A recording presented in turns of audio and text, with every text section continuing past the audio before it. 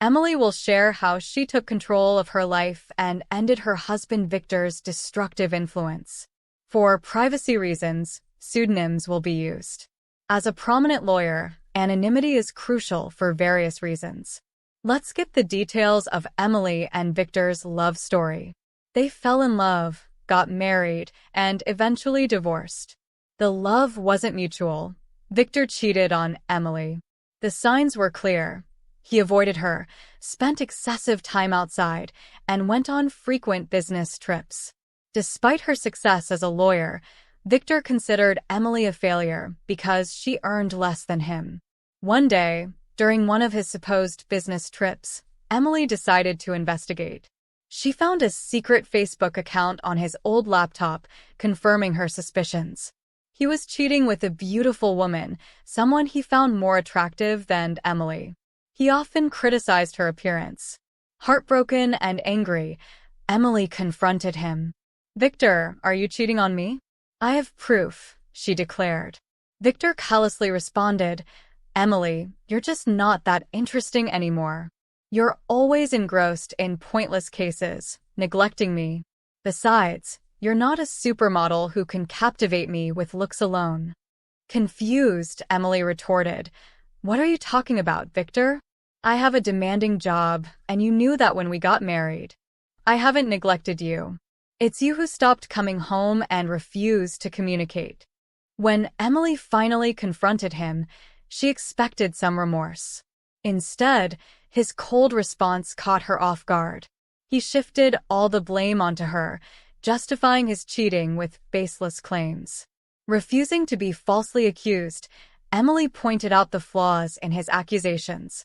Instead of defending his position, Victor turned cold once more. Nonchalantly, he revealed that he was relieved she had discovered his affair. In a chilling tone, Victor declared, "Good that you found out, Emily. I no longer have to hide my beautiful girlfriend. She and I will have a perfect life together after I divorce you. Finally, I will marry someone worthy of me and my name." His words hit Emily like a ton of bricks, sending a cold shiver down her spine. As he spoke of divorce, he not only insulted her but also asserted that she was not good enough for him. He accused her of being a bad wife, showed no remorse for his affair, and even boasted about how his mistress would make a better spouse. Tears streamed down Emily's face as he demeaned her, proclaiming his affair with pride. This was the man she had loved for over a decade, and his words left her shattered. Through her tears, Emily asked, "How could you say that, Victor? All these years, I've been beside you through thick and thin, honoring my vows and valuing you above all else." His callous response cut deep, dismissing her worth. "Well, Emily, it doesn't matter anymore. You're just not right for me. I'm now a proud business owner, and a woman with average looks and a pretentious law degree won't do me any good." Feeling utterly demeaned, Emily protested, "How could you, Victor? I'm a capable woman, even if I don't fit your narrow definition of beauty. I've been a good wife to you, and now you're contemplating divorce." Correcting her, he stated coldly, "I'm not contemplating divorce, Emily. I've already decided to divorce you. I'm done. I don't want to be with you anymore. I will file soon and have already hired a great lawyer. You better move out before I come home. I don't want to see your ugly face anymore." A few hours after Victor hung up on Emily, he sent the divorce papers through a friend who looked at her sympathetically. She numbly accepted the papers, shut the door, and cried miserably, letting the reality of her wasted years with a horrible man sink in. However, I decided I wouldn't let this break me. I was a strong woman who would take control of her life and teach Victor a lesson. When Victor's friend delivered the papers, he mentioned that Victor had talked about drawing out the divorce. Initially puzzled, it dawned on me that we had a prenuptial agreement. Victor had insisted that I was entitled to half of his business if he cheated, something I had overlooked in my emotional turmoil. It made sense why Victor wanted to prolong the divorce. He hoped I would give up my rightful share. Determined not to let go of what was rightfully mine, I immediately called his lawyer and set up an appointment. Within 2 days, I moved out of Victor's house and into my childhood home, which was in my name. I texted Victor that I had already moved my belongings, asserting, "I took my ugly face and body out of your damn house. Good that you've come to your senses and not making a fuss," Victor responded, boasting about his lawyer's reputation. But I calmly warned him, "I won't give you my business, that's for sure. For now, you will stay away from me." Determined to uphold the prenuptial agreement, I was ready to face whatever challenges lay ahead. "I don't want to talk to you. You can only speak to me through my lawyers now, and I expect you to empty my house," I added. Victor's words ignited a surge of boiling rage within me. It's astonishing how anger and hatred can fuel one's determination when faced with such utter contempt. My mind cleared, and I couldn't help but almost laugh at Victor's ignorance. He had no clue who he was up against, doubtful that his lawyer, Wilhelm, knew either. I arranged a meeting with Wilhelm at a cafe. Upon seeing me, Wilhelm began to visibly tremble, only calming down upon recognizing me. He seemed confident, but not enough. Wilhelm was a decent lawyer, but he hadn't anticipated facing off against someone like me. Victor never considered me influential, so Wilhelm was utterly unprepared for our encounter. Wilhelm appeared nervous, and his hands shook, but I refrained from further intimidation. He wasn't to blame for my predicament. "Hello, Wilhelm. Nice to see you here," I greeted, noticing his surprise. "If you have any doubts, let me clear them for you." "Yes, I am the wife." "Ma'am, I'm so sorry. I wasn't expecting you to show up," Wilhelm stammered, flustered by my presence. "The surnames don't match because I got married after I received my law degree. I use my maiden name for official purposes," I explained. I see," Wilhelm muttered, visibly uncomfortable. "So, I'm guessing you want to drag out this case." "That's what my client has told me." "Your client has been misleading you, Wilhelm. He's the one who wants to prolong this case. Isn't that what he told you?" I confronted him directly, knowing my reputation as a lawyer spoke volumes. Wilhelm squirmed under my scrutiny, accustomed to asking the right questions. I didn't mince words. "You don't have to answer that, Wilhelm. I've known Victor for over a decade. I married that idiot, for God's sake. I know what goes through his thick head." Concerned for Wilhelm's predicament, I decided to enlighten him. "Since I know you and it's not fair on you, I'll tell you the truth about this divorce." "What do you mean, ma'am?" Wilhelm inquired, clearly taken aback. "Did my dear husband mention to you that he cheated on me?" I asked pointedly, watching Wilhelm's expression for confirmation. His reaction spoke volumes, confirming my suspicions once again. Wilhelm was caught off guard by my revelation. It did sting and hurt my ego to admit to my colleague that I had been cheated on. It's not a pleasant experience. However, I knew better than to betray my emotions. No matter how humiliated I felt, I still had the upper hand, and I was well aware of that. Wilhelm, on the other hand, didn't know. "Oh no, I don't think my client has told me about that," Wilhelm said, but he did warn me that, in his words, "you would make some baseless accusations." "Oh, you poor thing, Wilhelm. Your client has played you like a fiddle. Although it might make you happy to know that Victor thinks you are one of the best lawyers out there." "Well, that's a big compliment, but I will never measure up to you, ma'am," Wilhelm confessed. "I wish he had told me that his wife also practices law. He only told me that you work at a law firm." My husband never really took my accomplishments seriously. He had a habit of undermining my work and influence. It was foolish of me to stay with him this long. However, it was smart of me to sign the prenup to save my butt. I shared. Wilhelm was completely taken aback by the mention of the word prenup. He looked shocked, and the term seemed foreign to him. I didn't need to be a rocket scientist to know that he had been ambushed again. Victor had conveniently forgotten to mention the prenup to Wilhelm, perhaps hoping I had forgotten about it. Well, who knows? It didn't matter since the word of the prenup was out there. Wilhelm was fratslet. There's a prenup in this marriage? Your husband hadn't mentioned that. Do you have any proof, ma'am? Wilhelm inquiret. Oh, I do have plenty of proof, Wilhelm. I brought the papers along. I had a feeling that Victor would try to get out of dealing with the consequences of his actions. Well, not on my watch. I would really like to see the papers, ma'am. Also, I think I would need to see proof of his affair if you have any. Don't worry, Wilhelm. I brought along everything. Like I said, it isn't me who wants to drag out this divorce. The sooner it happens, the better it is for me. I handed over all the evidence to Wilhelm, from messages to pictures and documents. I had all the proof right in my handbag, casually giving them to Wilhelm, knowing that the case would always go in my favor. Wilhelm studied each and every document thoroughly before sighing and looking rather defeated.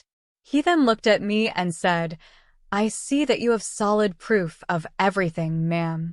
I had no idea about all of these things. I figured that out, Wilhelm.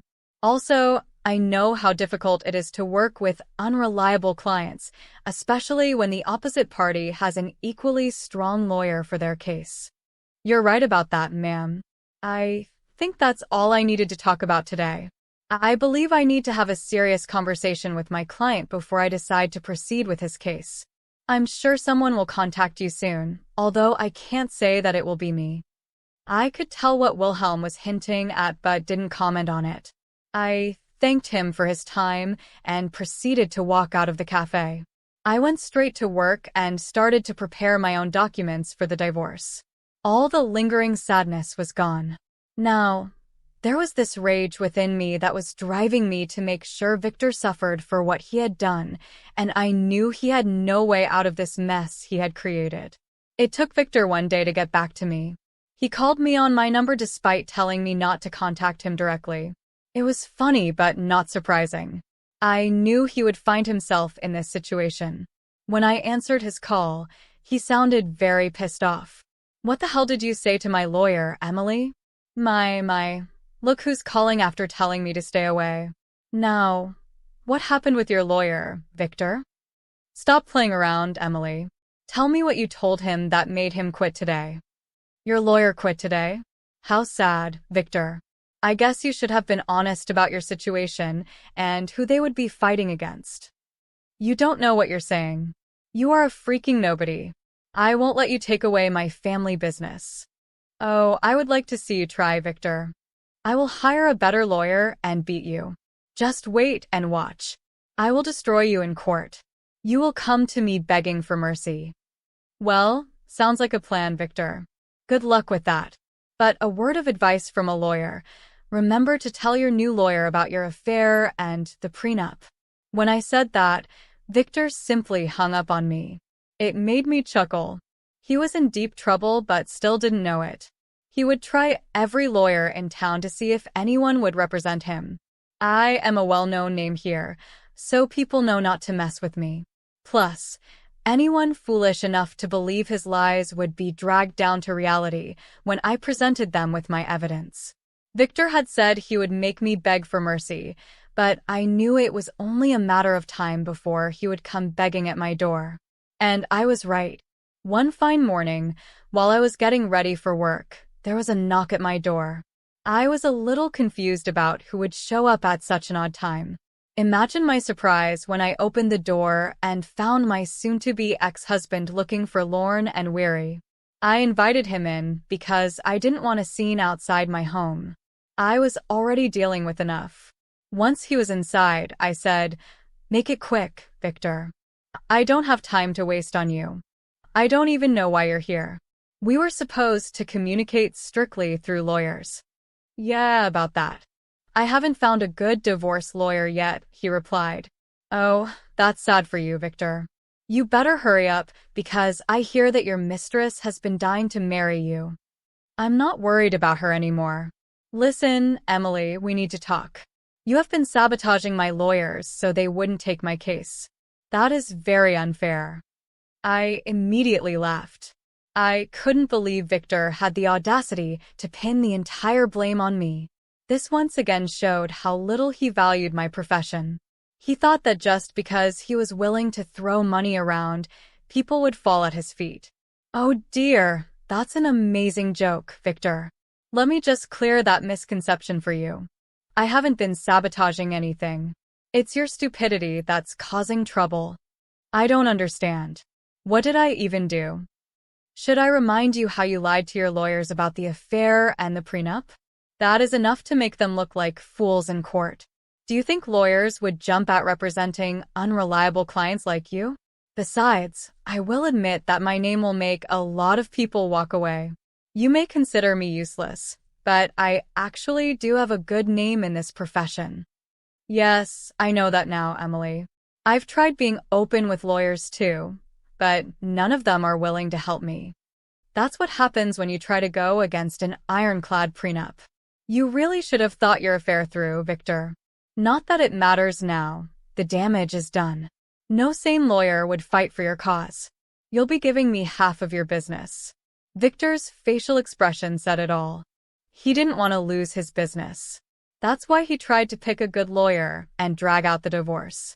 He wanted to keep me hanging long enough until I would snap and leave him alone without demanding half of his company. After a few days, it became clear to him that no one would take his side. He was even finding it hard to find any lawyer who would go against me. So he did what he thought was his last resort. He started to cry and beg. Emily, you know how much this business means to me. Please don't do this. You can take everything else, but please don't ask to split the business. Why not, Victor? You are the one who put in the clause about splitting the business in case you cheated. You think I will give up my rights that easily? I deserve it after the betrayal you threw in my face. It was all a mistake, Emily, believe me. I have actually put my relationship on hold because I know what a big mistake it was. Maybe, just maybe, we can give this marriage a try. I can say for sure that this hurdle will only make us stronger. Victor's words made me laugh out loud again. The audacity of this man was unmatched by anyone I knew. I couldn't believe he was actually asking to get back together, as if I would be stupid enough to do that. I knew he had put a pause on his relationship with his mistress. Rumors were circulating that neither she nor Victor was happy. But if he thought this would make me go back to him, he was dead wrong. I had already made the mistake of marrying him and learned my lesson the hard way. Plus, I knew why he was suddenly desperate to get me back. You must be delusional for suggesting something like that, Victor. I didn't come this far in life by being utterly stupid. I know you want to get back together because you don't want to split your business. Emily, we were happy together. Let's just look past this one time and restart our marriage. I will cut off my mistress, I swear. There's no reason to do that, Victor. Believe me, that woman will run as soon as she finds out you won't be very rich after the divorce. As for me, this is my golden chance to get out of this sham of a marriage. I must thank you for showing your true colors before we had kids. Now you will reap what you have sown. With that, I was done. Victor kept begging and pleading with me not to take his business. It was a rather pathetic scene, but it didn't move me at all. Instead, it made me think of the times I went to bed crying because my husband had decided to betray me. Seeing Victor in a vulnerable place only gave me satisfaction and completed my revenge. Now, I simply needed a clean break to start fresh. Well, I definitely got more than what I had bargained for. Karma hit Victor hard and fast. He tried for weeks to change my mind and make me come back home, but I turned a blind eye to everything. I wasn't interested in his drama. I was ready to move on. Since he had already filed for divorce, I hired someone from my firm to represent me. I'm not a divorce lawyer, so I couldn't do it myself. Besides, I wanted as minimal interaction with him as possible. After a month of trying to change my mind, he was forced to get a lawyer and ask for a clean break. He knew that if I took the case to court, he would only face humiliation and waste money on court-appointed lawyers. So, he receded and asked for a mutual split. The prenup made it super easy for me to get the divorce. Of course, I had plenty of proof to show everyone that Victor cheated. As per the prenup, he was supposed to give up half of his business to me. He wasn't happy, but there was no way out, so he signed over half of it to me. We did give him an offer to buy me out, but he had no money. Why would a big business owner like Victor have no money, you ask?